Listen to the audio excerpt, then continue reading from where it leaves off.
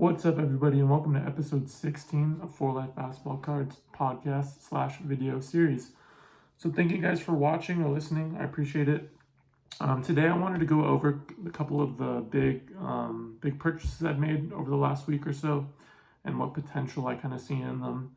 The first one, as you guys may or may not know, I did buy the LeBron Chrome PSA 10. So again, this is his rookie card. This cost me a pretty penny. This cost me $2,100, guys. Just this card alone. Guys, right now, if you want to get that card off eBay, it'll cost you around $2,350, right around there.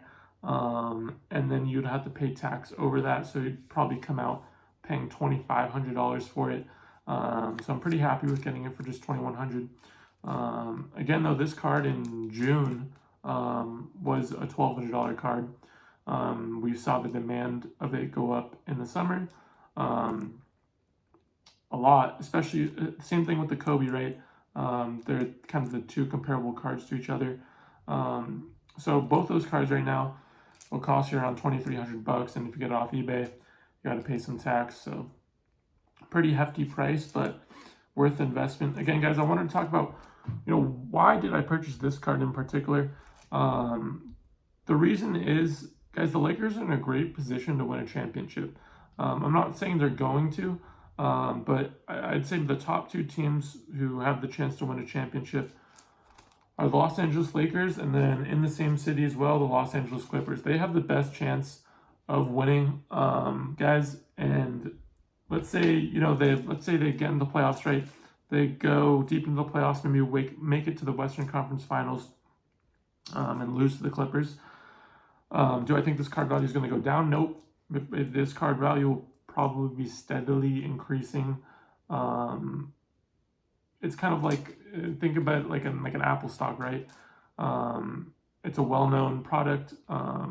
People always enjoy it, like it. You have to pay a hefty price for that one stock, but you're always going to get, it's always going to appreciate. So that's how I kind of look at this card. But again, let's say LeBron wins a chip.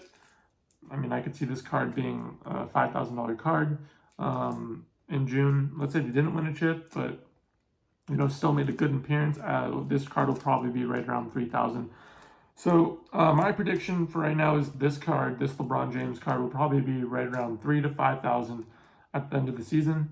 Guys, LeBron with AD, you're going to be seeing it all over the internet, all over House of Highlights, all over Instagram, all over TikTok, wherever. Sports Center is going to be talking about him 24/7. So that's the reason I got the card. So I'm going to be blocking that thing away for a while now. Probably not going to be getting a lot of other cards for this month just because it cost me that much money. I don't want to go broke, right? Yeah. And then the other pickups, I've talked about this recently. It's the Kobe 138. I've talked about this actually quite a bit. I think this is just such a great card in general, just because the look of it and everything. And also, when I was looking into buying the Kobe Chrome card, so kind of the same card as the LeBron, just the Kobe one, that card does have problems with graining. And so on the card, his whole body and everything will be green. But what I noticed was people were still paying premium prices for a card that was like fully green. Like, it didn't matter. The market, it seemed like the market was saying that it didn't matter how much greening it had. If it didn't have greening, it was just PSA 10, okay, it's this much. Which I thought was really interesting to me because, when I'm buying something, or when I'm trying to sell something, if the card was all green, I would probably have a discount of some sort. But it was really interesting to me, so I didn't want to pull the trigger on something like that, just because it didn't really make sense to me. But this card is just basically think about it this way: the Kobe Chrome is the silver of today's Prisms, and then this is like the base. So this card will cost you anywhere from $120 to $150. And I've talked about this many times, but right now the prices are going up on these. You can't really find them for $120 anymore. You're probably gonna have to pay $160, $170. And the prices are just steadily increasing. I think this is going to be right around a $400, $500 card coming up when he's a Hall of Famer. So I did make, quite a bit of investment. I think I have about 10 here. So, I've just been looking on eBay trying to get them while I can. Again, the prices, are up there. They're starting to get up there. So I'm kind of glad I made that investment now. But again, I would rather have, 10 of these than maybe a Chrome. I'll probably eventually get a Chrome Kobe. Just got to look for the right one. And as well as the Kobe 138, I did make quite a different investment. Not a guy that's going to be, a Hall of Famer coming up, a kind of a younger guy that you guys might have heard if you watched my Instagram page. I'll just pull out some of them for you. I did buy a lot of 70 Lonzo Ball Prism rookie cards. Now, the reason I bought these was just because I saw the price point of the card, and it was to where I think it can go. Again, Lonzo Ball's cards, if you don't know, were basically brutalized by the trade. I mean, it just shot down everything, all his value. So you could pick these up dirt cheap. So I was in early June and July doing that, and then I kind of had the opportunity to do the same thing, within the last couple of days. So I pulled the trigger. I got every card came out to about $5. Again, I did get taxed on it, so I thought I was getting it for around $4, but I did get taxed, so still right around $5. The last card of a single one of these on eBay sold for $10, so pretty stoked on that. I do think he's going to have a really, really good year, especially with Zion. They're going to be all over the internet, and social media and Sports Center. And if you just watch preseason, it looks like him and Zion are getting a good kind of feel for each other. He's already thrown a couple lobs to him and everything like that. And his shot, he changed his shot. So I think he's just going to have a solid year, especially after last year, how he got injured like that. So that's why I made this investment. I haven't looked into all of them yet to see which ones I'm going to be sending integrating.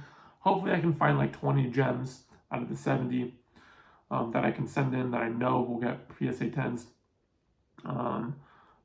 Probably be right around 20 to 30. I'll send those in, then I'll keep the rest and kind of sell them off later on, maybe hold them for a year.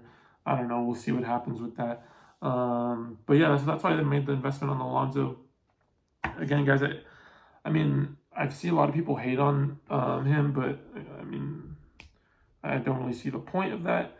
Again, I think he's like 20, 21, young point guard in the league. As a Lakers fan, did he do what I expected him to do? Probably not. But again, he was young. He was injury prone. He seems healthy this year. He seems ready to go. And the change in environment, just like how we saw in D'Angelo Russell, right? When they changed his environment, it looks like he just flourished. Still mad at Magic for trading D'Angelo, though, not gonna lie. And then on the 25th of October, guys, I will be going to a trade show.